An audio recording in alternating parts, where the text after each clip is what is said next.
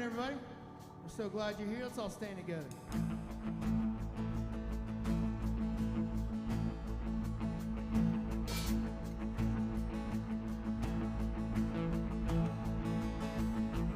There is not a man or a beast, nothing on the land or underneath. Come between the love you have for me.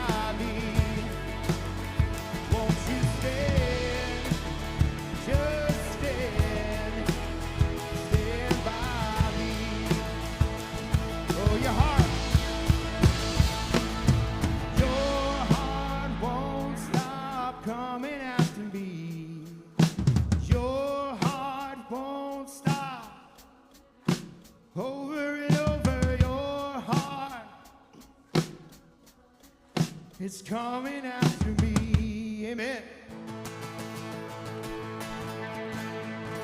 Amen. You can have a seat. I think it's you. Yeah. Yeah, the order's all messed up today. I'm sorry. Good morning. How's it going? I have so many thoughts before I'm supposed to, read announcements, and I will get to that. But you guys recognize the banner up here? Man, that's like old school nostalgia. Throwback. We call that the shower curtain. No, we really do. I will tell you what, Pastor Nick has impeccable taste in a lot of things, but design is not one of them. That is the ugliest. He's designed some pretty ugly shirts too, and he's not here to defend himself. There's nothing you can say. Hey, last time I was up here, I forgot I was on announcements. Lindsay made sure I didn't forget this time. She sent me an email in all caps. You are doing announcements. Do not be late. And so I got them with me. But if you're new or like new, I want to welcome you. My name is Nate Gibson. I am the business director here at the church. And we love meeting new guests. So as soon as you're ready, introduce yourself to us. There's cards, connect cards in every aisle. Fill them out. We'll help connect you to the next thing we got going on here at Emmaus Church. If you're online, you can fill out the registration or the connect card link in the chat box. And so that's that. The first two announcements I have are for youth. So if you're a youth or a parent of youth, you want to listen up. If you're not, you can just tune me out for a minute. The first thing is October 25th through 27th. We've been announcing this for some time. Is Asbury Hills Retreat. And it's a really fun time. We got a lot of kids signed up already. And the reason why this is so important is because some foundational things can happen when you're away, right? When you're away and you're being vulnerable with other youth, it's a really good place for foundational things to happen, but also it's a good place to get plugged in. So you feel a little more comfortable when you're associating with the other youth in the youth group. And so I would encourage you to do so. This is the last call. So go out to your app and sign up. Because of a generous donation, to scholarship every youth, it's only $85 a kid for 2 nights, 3 days. So I would encourage you, if that's something you're interested in doing, to sign up right away, and we'll get in touch with you with more information. The second thing is, in October, the youth are not going to meet at all. We're changing. There's a lot of transition going on in October as we get into the new building. And but starting in November, the junior high, or my son likes to tell me it's the middle school now. So did you guys call it junior high growing up? Yeah, I did. Maybe it's an Ohio thing, but it's the middle school and high schoolers will meet on Sunday nights in the church building, starting in November, and that's all for youth. The last thing I do want to update you on the building. We are super close. It is getting really close. Last week we had the asphalt laid down. We had striping on the asphalt. We had all the landscaping finished, which was the 3 final things to get CO. And now all we got to do is wait for the county to approve it. And so who knows how long that'll take. It'll take some time between 2 weeks and 3 years. So it's my experience. So we're working on it. We're really getting excited about it. This next weekend? Yeah. Next weekend will be our last weekend. And no, 2 more weekends will be. You threw me off, Denise. Oh, yeah. But in 2 more weeks, October 6th will be our last weekend in the River Center before we say goodbye forever. And then on October 13th, we will do a worship night, which is Sunday, October 13th. We'll do a worship night. And then our first service will be October 20th. So get ready, invite your friends. It's going to be a really great time. You know, a mentor of mine told me recently that the church, it's at its most beautiful, and it's at its best when it's first born. And then we screw it up from there. There's a lot of truth to that, right? And so one of the things that we've been really cognizant about doing, and we sat down, Jessica, you were there, and Trey was there, and Nick and I, like 5 years ago. And we kind of sat down and we organized the governance of Emmaus Church never to let us screw it up, right? Because we've seen too many people let it get there. And we were still idealistic at the time. So we were like, we wanted to do it now. We want to have the discipline now. And he went on to tell me, though, that he's so impressed about what we're doing because we were able to hold a lot of different views like this. And we're allowed to welcome a lot of people into the church that otherwise wouldn't feel welcome to come into the church. And so it's a really beautiful thing we have. And it's because of you. It's because of the way you hold your values and you hold your faithfulness. And it's the way that you are faithful to the church. And so as we, I'm going to invite the ushers up now, and I'd like us to resonate on that, what it means to be the church. Let's continue worship now with offering.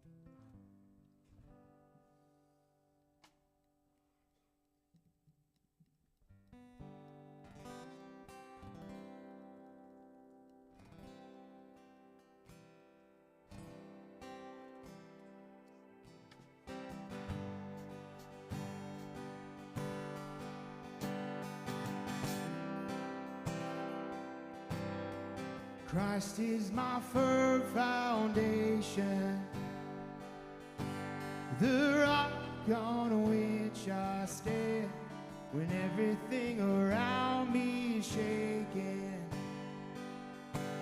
I've never been more glad that I put my faith in Jesus. He's never let me down. He's faithful through generations. So why would he fail now? He won't. No, he won't.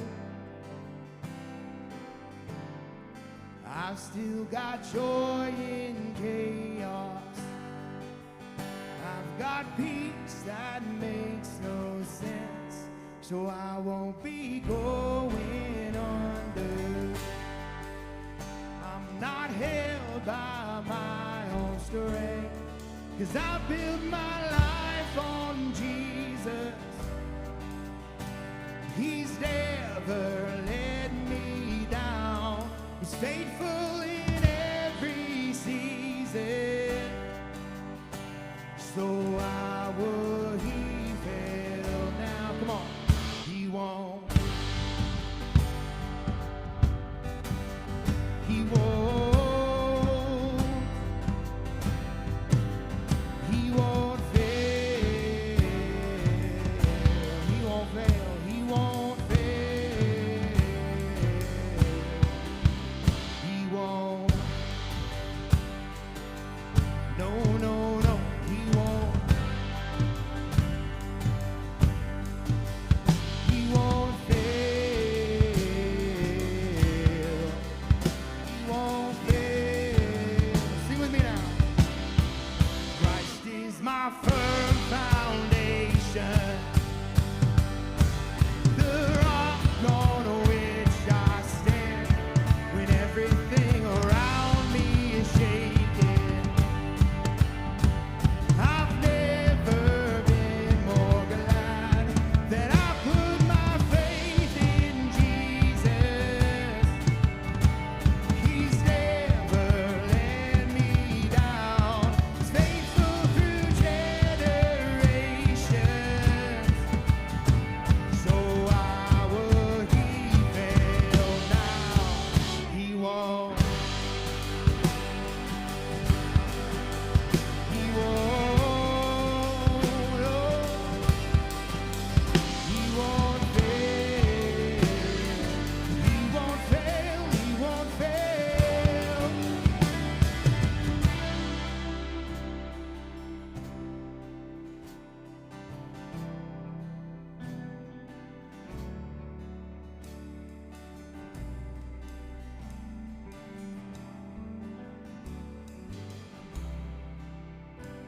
Oh, lead us, Jesus.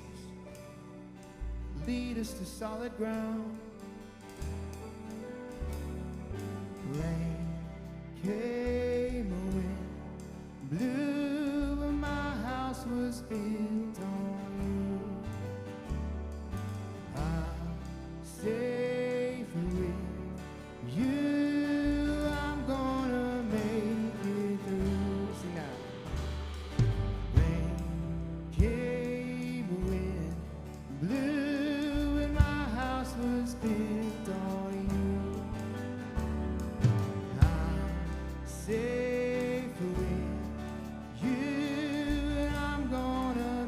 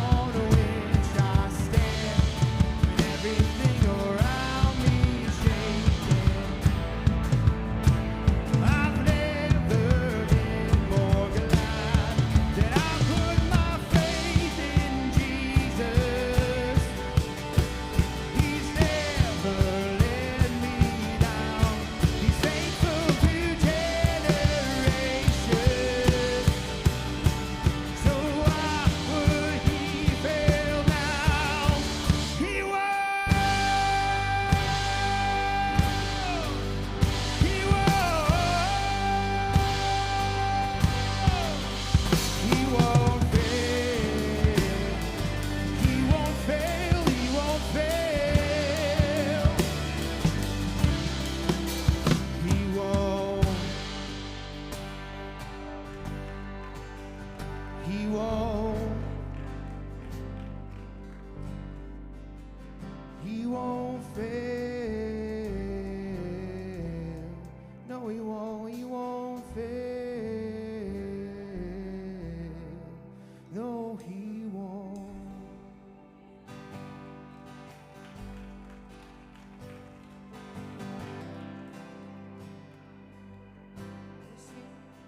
It's your breath in our lungs, so we pour out our praise. We pour out our praise. It's your breath in our lungs, so we pour out our praise to you. Oh, we'll do that again. It's your breath in our lungs, so we pour out our praise.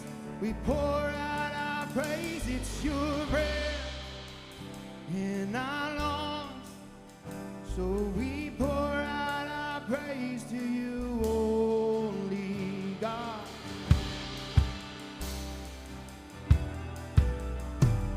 You're the only one, the only one, Lord.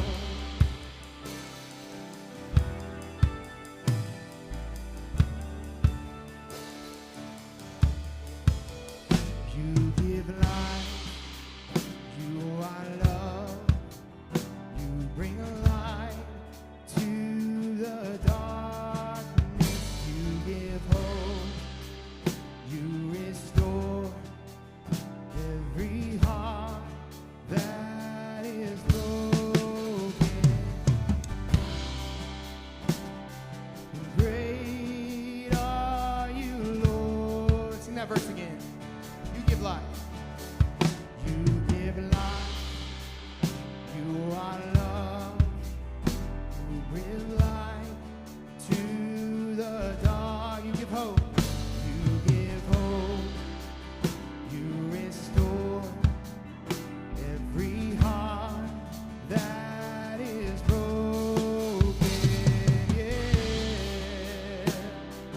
Great are you, Lord. Your breath, it's your breath in our lungs, so we pour out our praise.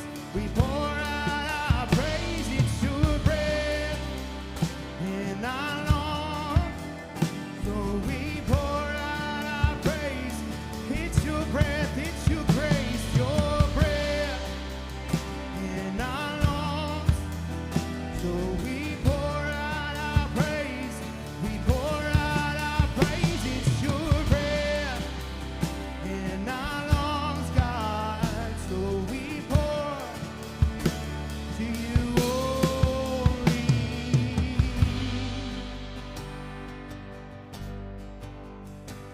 To you only, God, the only one worthy of it all.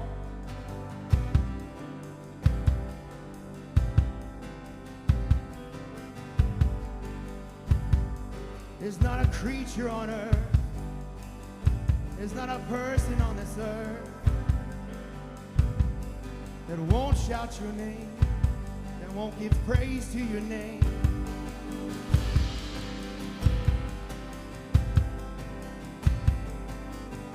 We join in, Lord. We sing, all the earth will shout your praise.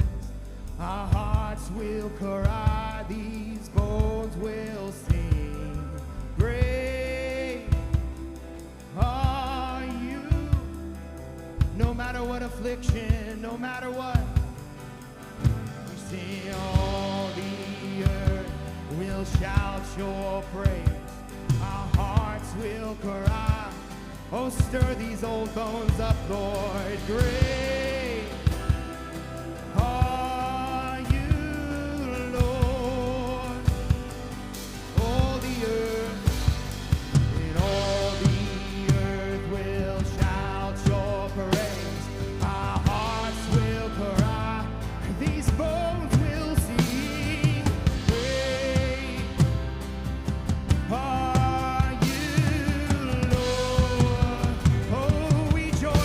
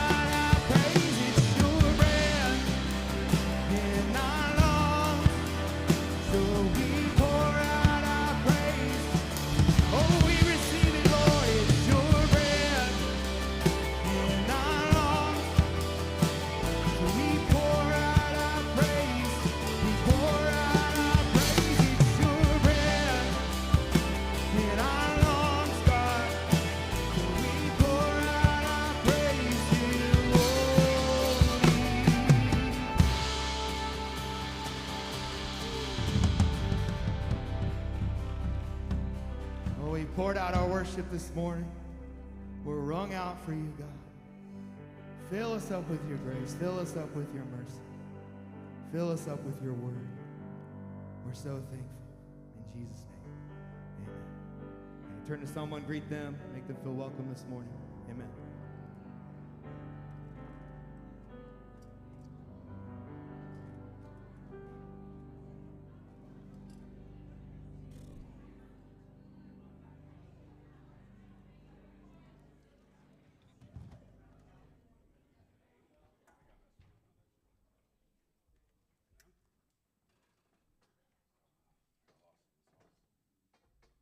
Good morning.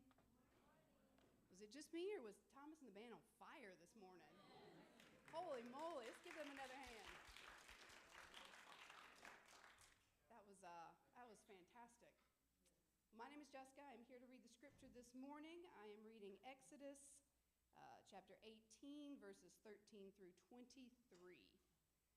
The next day, Moses took his seat to serve as judge for the people, and they stood around him from morning till evening. When his father-in-law saw all that Moses was doing for the people, he said, "What is this you are doing for the people? Why do you alone sit as judge, while all these people stand around you from morning till evening?" Moses answered him, "Because the people come to me to seek God's will. Whenever they have a dispute, it is brought to me. And I decide between the parties and inform them of God's decrees and laws." Moses' father-in-law replied, "What you are doing is not good. You and these people who have come to you will only wear yourselves out. The work is too heavy for you. You cannot handle it alone. Listen now to me, and I will give you some advice." That is such a father-in-law thing to do and say, isn't it? "Listen now to me, and I will give you some advice, and may God be with you. You must be the people's representative before God and bring their disputes to him. Teach them the decrees and laws and show them the way to live and the duties they are to perform. But select capable men from all the people, men who fear God, trustworthy men who hate dishonest gain, and appoint them as officials over thousands, hundreds, fifties, and tens. Have them serve as judges for the people at all times, but have them bring every difficult case to you. The simple cases they can decide themselves. That will make your load lighter because they share it with you. If you do this and God so commands, you will be able to stand the strain, and all these people will go home satisfied. And may God add a blessing to the reading, hearing, and understanding of these scriptures." Y'all, we've got a really good message and a really special person bringing our message this morning. Anybody here struggle with boundaries and perhaps need a refresher on the importance of boundaries, setting and keeping them? Am I alone in that? I think not. And we're lucky because he's fresh off the European leg of his tour promoting his pop hit, "I'm in Love with Plastic Grocery Bags." So Mr. Randy Rush, if you'll come on up, and I hear you're going to perform it for us this morning if you got time. So y'all give Randy a warm welcome.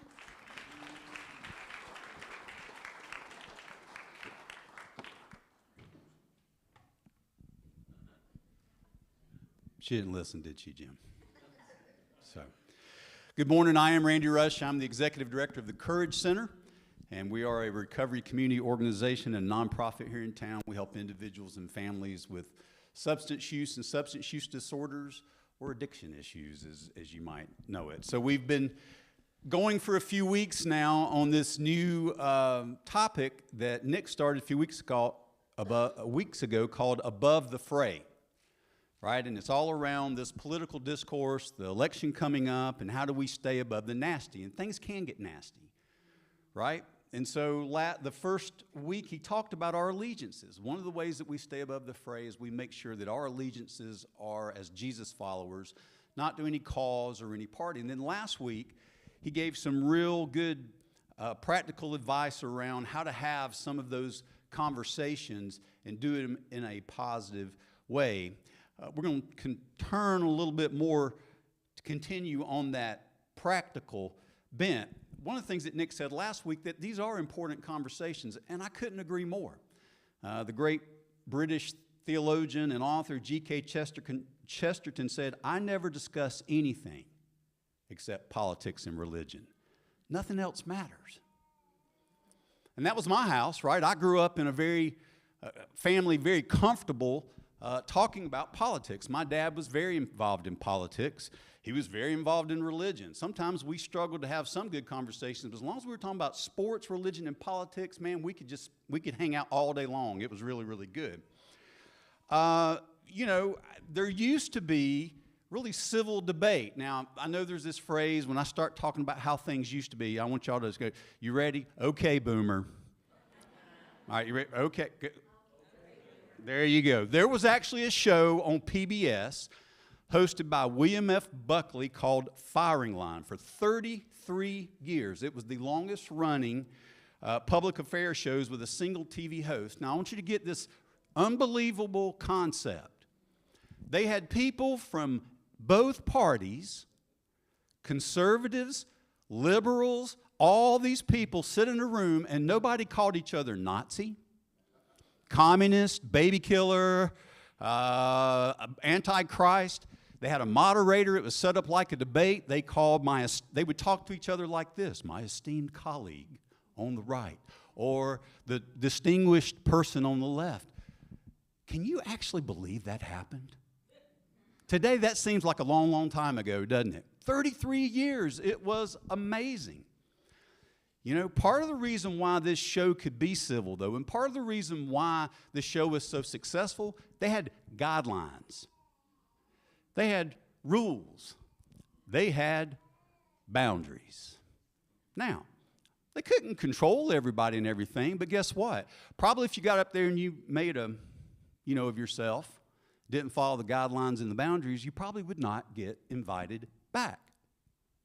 Listen, even on CNN, back in the day, there was a show called Crossfire that was modeled after that. It ran for years and years and years.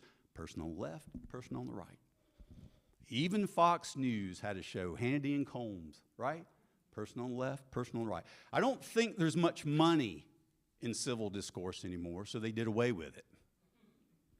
I mean, let's be honest, right? All those television shows, all those networks, all those people, they're not there to give us the news. They're not there to build unity and harmony. They're there to make money, right? And discord and telling everybody how politically divided that we are and it's the worst time ever. That's what sells for them.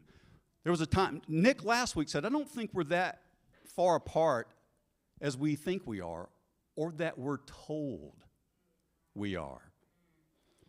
Just a few months ago in July, there was a magazine, an article in Time magazine talked about the myth of polarization. This is one of the quotes. It said, "We are lousy at figuring out what people who are in the party or lean the opposite way from us actually believe, and this leads to the shared illusion that Americans are hopelessly divided. We are simply more alike and believe the same things are important." In the study they did, they found most people were center right, center left. When they talked about the things that were important, guess what? They were not that far apart. We want the same things. We tell people at the Courage Center when parents come in sometimes and they're not on the same page. Susan came up with this. She said, "Y'all do want the same thing. You want your loved one to be healthy. You want your loved one to be reaching their full potential. You want them moving forward in life. You may disagree on how you get there and how you help them get there. That's a policy disagreement, not a disagreement about where we want to be as a country or where we want to be as Americans." Unfortunately, there's people on the fringes, on the sides, and they sometimes have the loudest voices. And those loudest voices begin to crowd out everybody in the middle. And that's what we hear. And sometimes those with the loudest voices, they're not on TV. They're our uncle at Thanksgiving. They're our aunt that comes to the tailgate. Oh, man. And because of family and being from the South, we have to be nice. Do we have to invite her? Yes. Do we have to have him come? Yes. Man, and we go, all right, okay.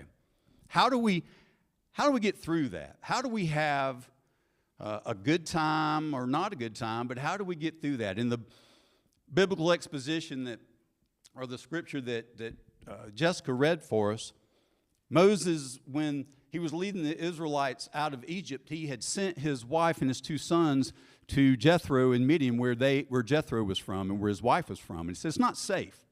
Y'all need to go over there, and once we get out, I'll let you come, and you come connect with us. And so Moses is leading the Israelites out, and Jethro comes. He brings Moses' wife, which I'm sure he was glad to see.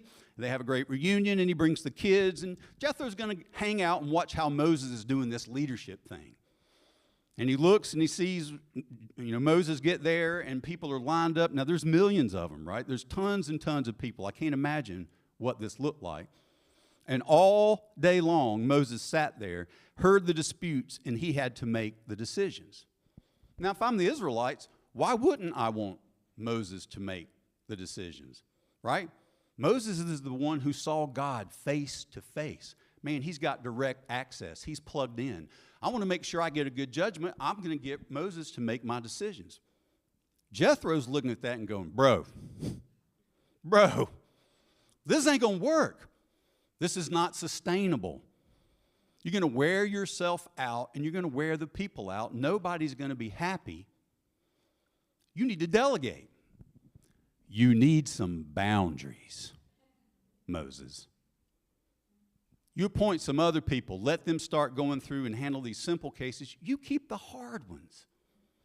You're not practicing good self-care, Moses. You're not putting yourself and your family in a position of importance. You're over-functioning. You think it all depends on you. You have to do it all. Anybody relate to that? We don't have any over-functioners here, do we?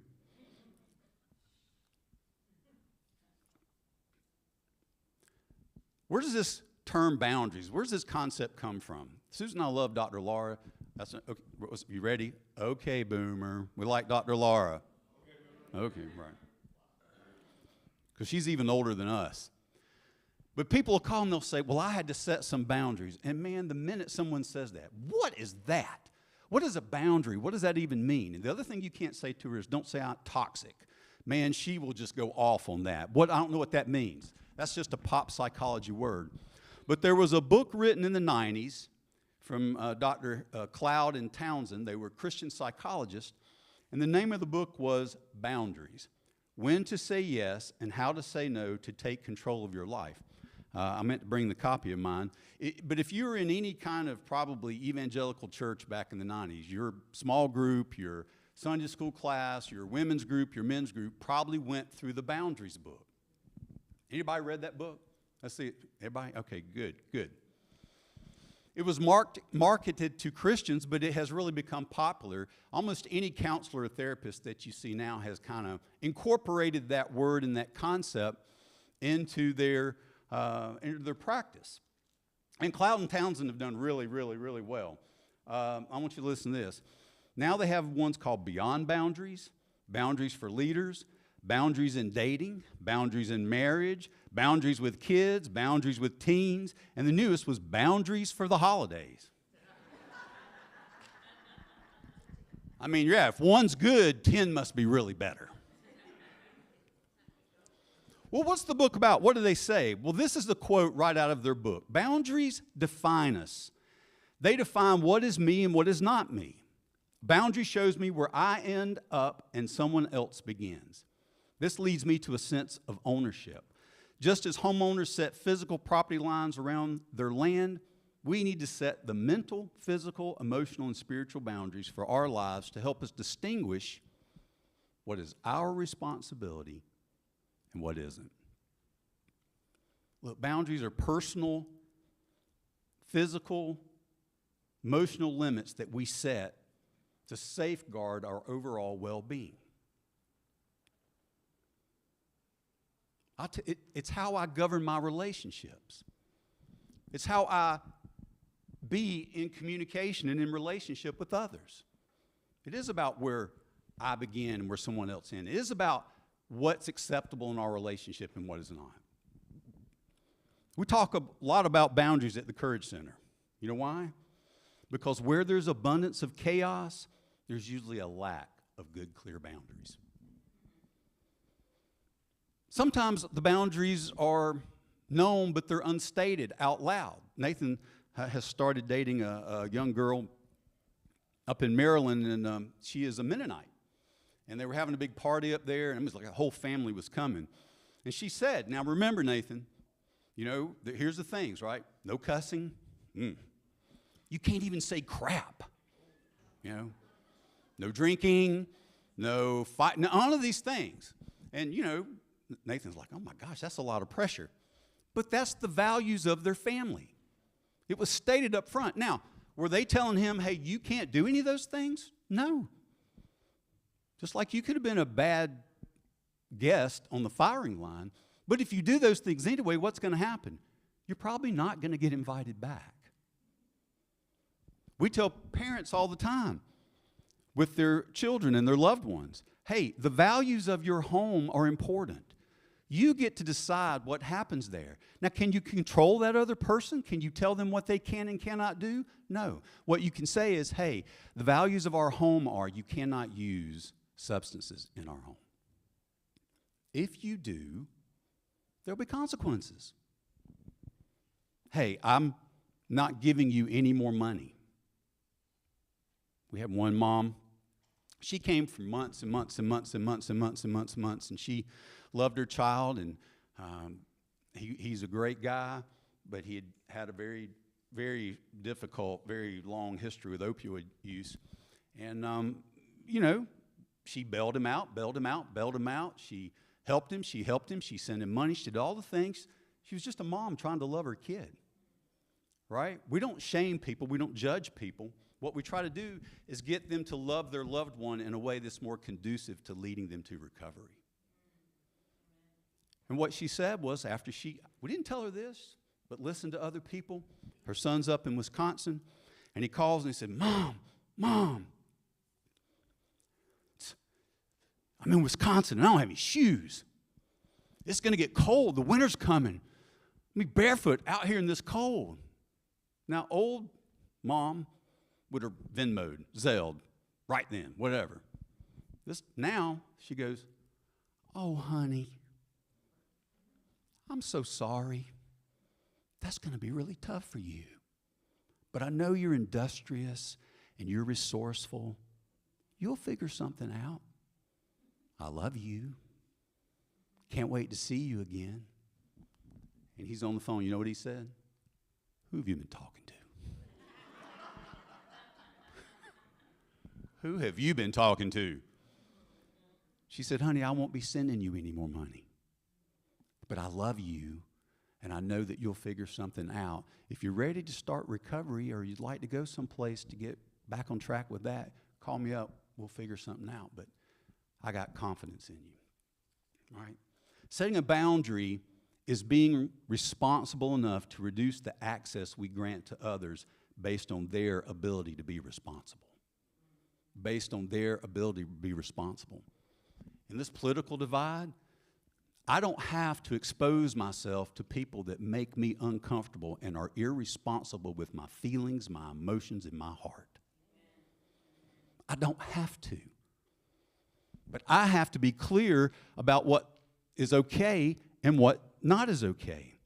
People who are irresponsible with our hearts should not be granted access to our hearts, and the same is true for other kinds of access as well: physical, emotional, spiritual, and financial. To be in relationship with you, there ought to be respect. To be in relationship with you, you ought to have, a fondness and a kindness. And really where this comes out, it's easy to draw boundaries around people that we don't like. It's easy to draw boundaries with people at work sometimes. Oh, that guy. Yeah. He's in a different group. He's on a different team. He's coming down the hallway. I can shoot into the bathroom real quick. I can go in a conference room. I can hide. Please don't tell me that I have to really sit down with him and be honest and confront him and say, hey, I really don't enjoy being around you because of this reason, this reason, and this reason. See, that takes maturity and guts. We don't like that. That's not fun. It's not easy. It's hard. But when it comes to the family or my friends or people I've known, maybe it's your sorority sister, maybe it's your fraternity brother, and something's happened along the way, and now they've turned into right-wing radical Roger or left-wing loony Lucy. And I'm not talking about slanting one way or the other. I mean, it's like they attack you the minute they see you. They launch into it. The world stinks, regardless of which way you want to go. This election is all about democracy, and the whole world's going to end if this person or that person comes in. It's all they can talk about. And you just go, my God. It's almost like they have a flamethrower, and it just shoots out, and your hair is singed, and it's blown back. I just wanted to see if you wanted to go to Chick-fil-A for lunch. Holy cow. I didn't need all of that. We have to draw some boundaries. We have to communicate what those boundaries are. I hear people all the time, and they'll come to a meeting, they'll come to our family group meeting, and I'll lead the family group meeting once a month in Lexington and once a month some of the other places. Well, they crossed my boundary. Oh, that's interesting. I'm sorry to hear that. Did you tell them what your boundary was? Did you tell them what was okay in your home? Well, they should know. How are they supposed to know? Did you tell them? Did you sit down with them? Did you have a conversation? Hey, if you continue to do this, I'm going to have to disengage, or I'm going to have to withdraw my resources, or you're going to have to move out, or you're going to have to stop driving my car that's in my name and in my insurance and you're using.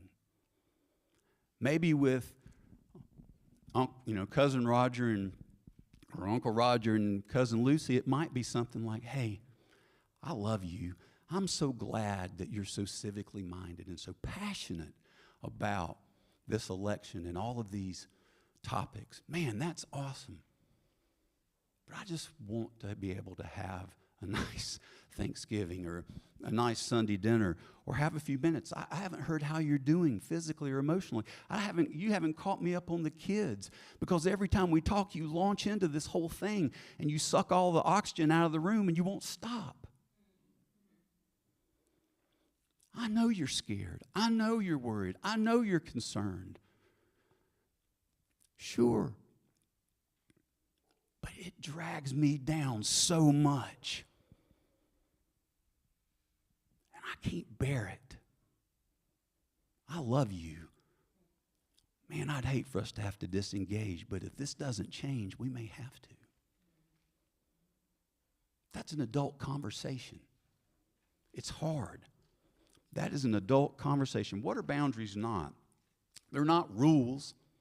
They're not telling people what they can and can't do. It's not trying to control someone else's behavior. I can't control someone else's behavior. I learned that a long time ago. People walk in the door at the Courage Center and they're like, hey, we're here for Randy, for you to tell us how to get our loved one to stop using. I tell people all the time, if I had that answer, I promise you I would not be the executive director of some small nonprofit in the Midlands. I would have already written the book. I probably would have done like Cloud and Townsend, written 4 after books. I would have done the TED Talks. I'd have been everywhere. Susan and I'd be living in the Keys right now. Be done. I don't have that answer, that magic answer, how to make your loved one stop using. That's just not the way it is. I also don't have the magic answer to how to make Uncle Roger and Cousin Lucy stop what they're doing. We can't. We can't control other people's behavior. We had a mom, when her son would spin out of control, he would ruminate, he would get focused on something. It would be just like Roger and Lucy. He'd call and he'd immediately launch into his thing that he was really concerned about. I mean, 15, 20 minutes, not even take a breath. And finally, this mom says to him, honey, I know and I can tell that you're dysregulated. And I know that you're really worried about this and you're really, focused on this. But I can't answer your phone call 20 times a day. I have to work. I have a job. I have responsibilities. It's not fair to me, and it's not fair to my company, and it's not fair to the other people in my life that I want to spend time with. And you can't dominate my life like that. Now, she didn't say you can't call me 15, 20 times a day. Because, man, on those phones now, I can just keep hitting it. I can call her 100 times in a day. It's easy. But what she said was, I will take a call from you between 1 and 2. I will take a call from you between 1. Now, he called at 1, and at 1:30 when she told him she had to go, he said, well, you told me between 1 and 2. He wanted the whole hour.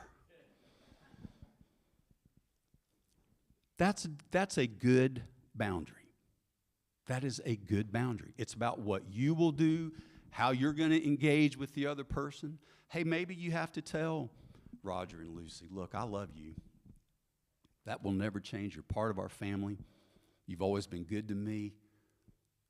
And I don't know what's happened, but I'm not going to answer those emails and texts and all the stuff that you're posting on Facebook every single day. Yeah, I'm probably going to have to mute you for a while. You know? Doesn't change how much I care about you. It doesn't change who you are and how our family. But man, this is just not what I'm willing to do. Now, if it's good civil conversation you're talking about, maybe you like that. See, boundaries are going to be different. A boundary for one person might be okay for somebody else. That's up for you to decide. But that's the thing about boundaries. It defines the relationship between you and that other person and the parameters for which is going to be okay. The boundaries need to be communicated, and the boundaries have consequences if they're broken. Well, what do you mean about consequences? You're going to take out, you're going to ban somebody from your house? I might tell them, hey, I'm just going to have to disengage from you for a while. That's hard. Because these are people, this isn't usually somebody that we don't care about. Because if it's somebody we don't care about, I have no problem. I tell parents all the time, if somebody that you didn't know or really didn't care about came in your house and did all of these things, would you stand for that? No. Throw them out. We do all these things. But you let your child, or you let your brother, or you let your other loved one come in. I got this one thing, and Lord bless him. When Nathan comes, my son is 6'5". My other one's like my size, 5'10". He's over here. Nathan's 6'5", 250 pounds. He's got size, 13 feet? And he will come and he's laying around like, he's moved out. This is a grown man in my house. And he comes in and acts like he's like 13 again and lays on my couch with them size 13 shoes. It drives me absolutely crazy. Dude, get your feet off my couch. Get your feet off my couch. I would never, nobody else would even get to that point. If you came over to my house, I don't really know that well, the minute you started to stretch, I'd be like, whoa, what are you doing? Dude, chill. But because it's the person I love and he's my son and all these things, you kind of go, no, don't put it. And then I sit there and go, do I really want to say anything? I hadn't seen him in a while, I hadn't been here in a while. And I'm over there agonizing, looking at them size 13 Air Force Ones on my couch. He don't even know anything's wrong. But I'm dying inside, Get your feet off my couch.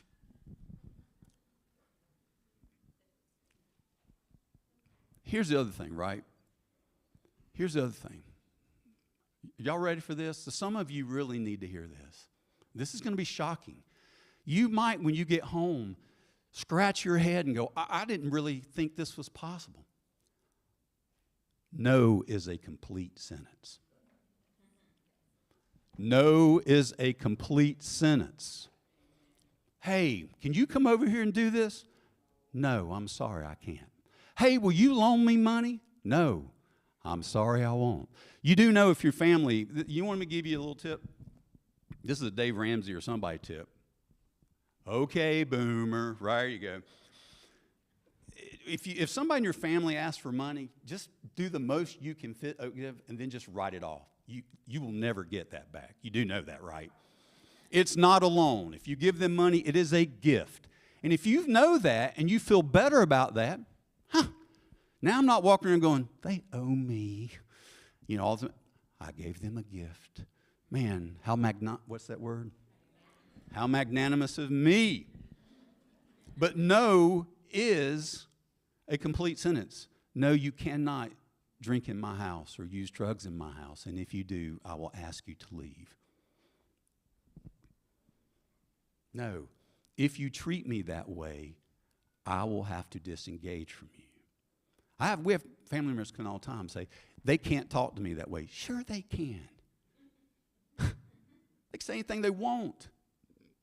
But you can tell them that no, if you continue to treat me without respect and you continue to treat me in a way when I've told you that this hurts me, that tells me a lot about our relationship, doesn't it? That tells me how you value me, how important I am to you. Why do people put up with that? Why do we struggle to say no? Why do we struggle to say no? Look, some of us were fortunate. How am I doing on time? Some of us were fortunate that we grew up in a house where our family was healthy. And they knew that part of their job was to launch us into life and launch us into where we knew what limits were. And we had guidelines and we had boundaries. And we grew up healthy. And their goal was for us to develop as individuals and have our own self-image and our own self-respect. Some of us, though, grew up in families where that was not the case. Maybe there was chaos. Maybe there was dysfunction. Maybe there was addiction. And instead of launching us to be emotionally healthy on our own, our families needed us to be there to emotionally support them. So what happens when we're young and that happens? When I'm young and I'm small and I'm an infant, I need my parents. I need them to provide for me. I need for them to provide safety for me. I need for them to cook and put food on the table and provide shelter. And if I realize that they need me to provide emotional support, and that's what it's going to take for me to be safe, and that's what it's going to take for me to have access to those resources, guess what I will learn to do? Emotionally support them. What I learned, it's not safe for me to say no. It's not safe for me to tell somebody no. And I become a people pleaser, and I become someone that cannot tell anybody no. Is that you? I guarantee you there's somebody in here, that's your story of your life. And you've let people run all over you because it was never safe for you to say no.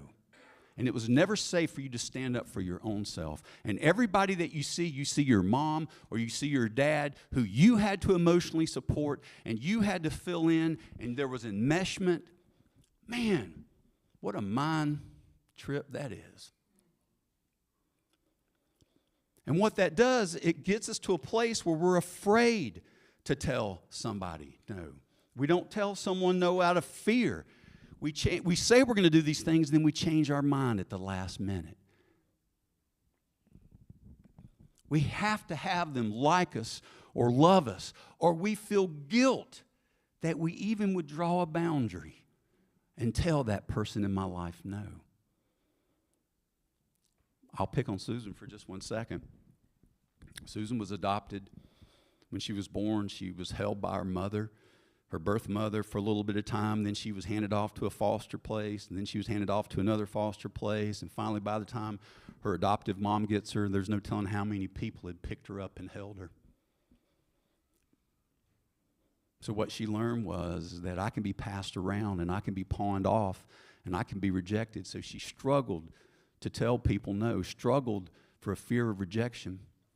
But we read this book and we started growing a little bit, really as part of Nathan's journey and his recovery. Look, we're better people.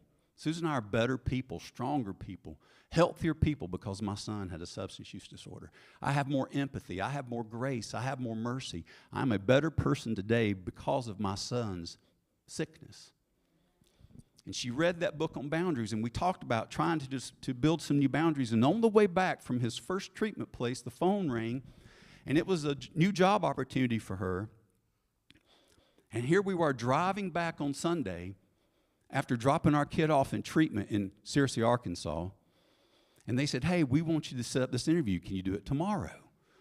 Old Susan, no matter what time we got back in the middle of the night, would have said, absolutely. Yeah, we'll make it work. Yes. I don't know that I've ever been as proud of my wife for her to be on that phone and she goes, I'm sorry. Tomorrow is not going to work for me. I have some family commitments. And you know what they said? Oh, that's all right. Hey, how about Wednesday? Could you do it Wednesday? Yes, Wednesday would be fine. Now, there's some of you sitting out there and listening, you're going, that was no big deal. It was earth moving for us. Earth moving for us. Some of you, me included, pointing back at myself, some of you need to set some boundaries, not just with Radical Roger and Loony Lucy. Some of you need to set some boundaries with your your origin family. You know why? Because your spouse, your kids are suffering because you will not tell your mom, your dad, your family no. A few years ago,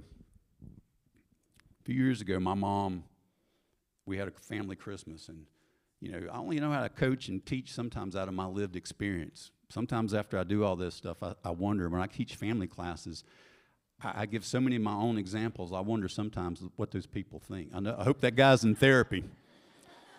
Whew. My family was very dysfunctional, and my sisters had substance use disorder, bunches, all kinds of stuff. And one year she came, I'm not sure what the deal was. She was on something sweating, and she came with her kids and her ex. She's adopted her. She came with her kids, and her ex was there. The ex would bring the kids because she didn't have custody of the kids. The ex would bring them in. Somehow it comes out he has a gun. Then her and my brother, there's all kind of back history there. And that one night, he had a gun. My sister and brother get into, this is Christmas now. Did I mention that part again? They get into something. There's a physical altercation. My mom passes out on the floor. Susan has to lay over, bleed the blood of Christ. Shanice, you know all about that, right? She's bleeding. She's praying the blood of Jesus and calling down the Holy Spirit to keep my mom alive.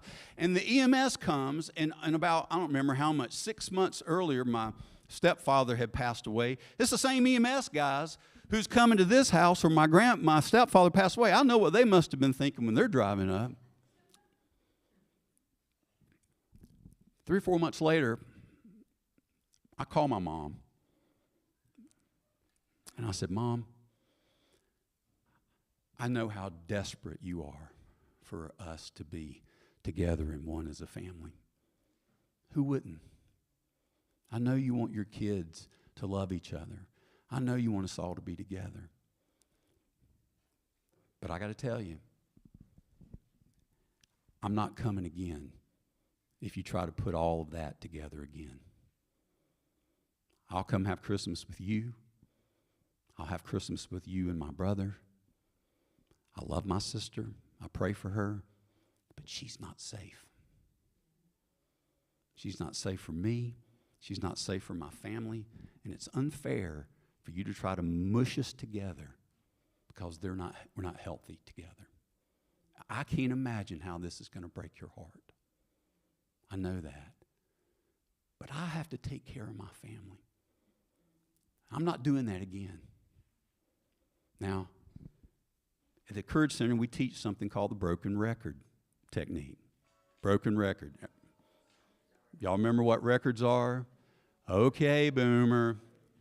If you got a scratch on the record and the record player would keep jumping, what would it do? Skip back to where?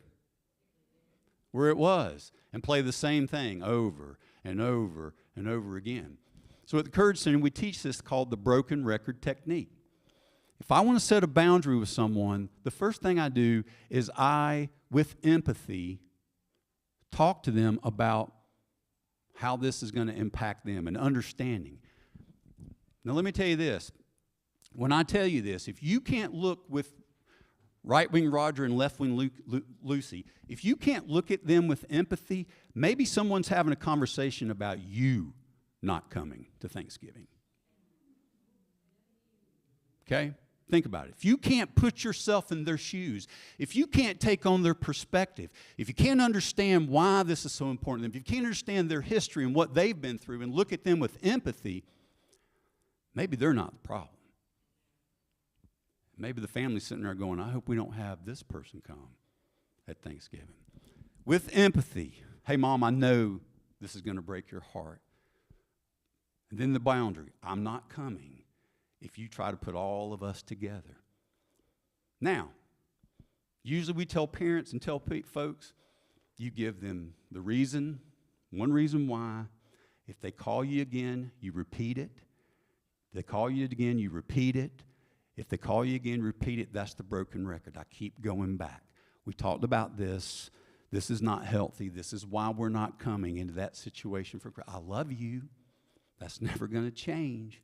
I'm praying for my sister, but I'm not putting my family through that again. And after 3 times of the broken record, if they keep calling back then, that's when you disengage. So if you have to go to Roger and say, Roger, I understand. I know why. I get it. You know, patriotism, love your country. I get all of that. You hate to see some of the things that are changing. I get that. I know that. But it's gotten to the point where I don't enjoy our time together whatsoever. And I'm a terrible person after we get together. I'm in a bad mood, and that's not good for my spouse. It's not good for my kids.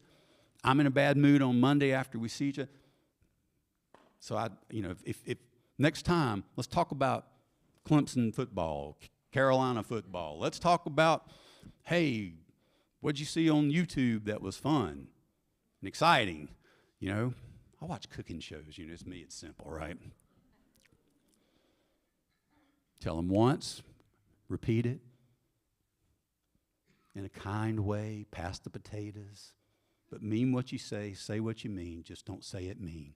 You tell them again, you tell them for the 3rd time. After the 3rd time, if they won't stop, hey, look, they've lost the right to railroad you.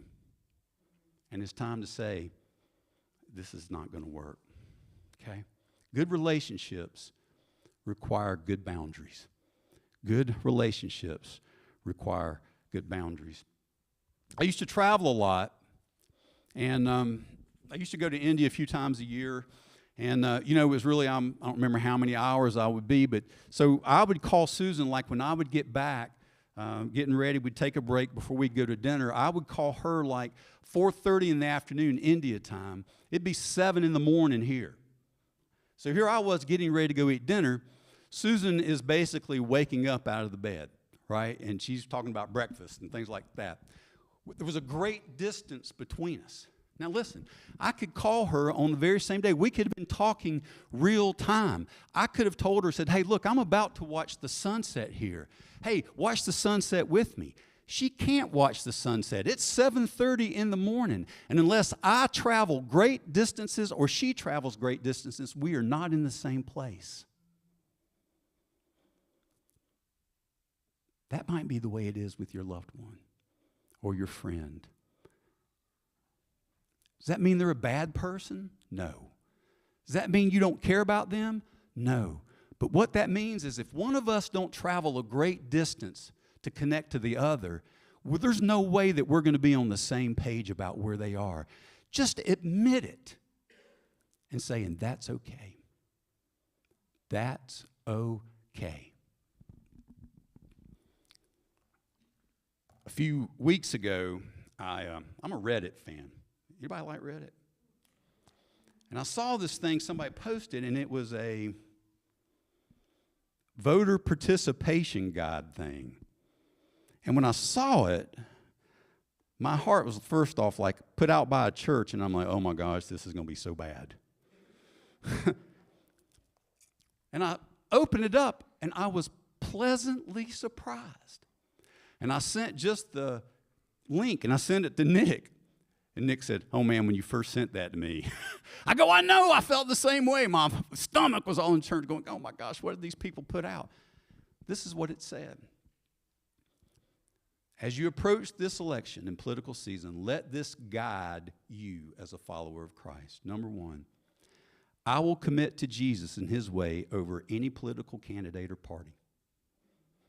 Number two, I will respect others as made in the image of God, and I will not demonize those I disagree with or who disagree with me.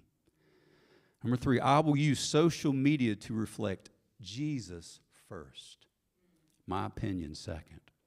I'll filter my political participation through my love for God and my love for my neighbor. No matter the outcome of this election, I will trust God with the future. Last one. I recognize that in our church and in my world, I can love people, they can love God, and we can vote differently. Church, that's what I want to be. I want to be a church that recognizes that we have people that come from all these different places, all these different backgrounds. We lean different ways. But the thing that centers us and the thing that keeps us grounded is we are committed to being followers of Jesus Christ, loving him and loving others. And man, if we keep that at the forefront, we'll make it through this election no matter who wins. God's got this, okay? Y'all stand and I'll give us a benediction.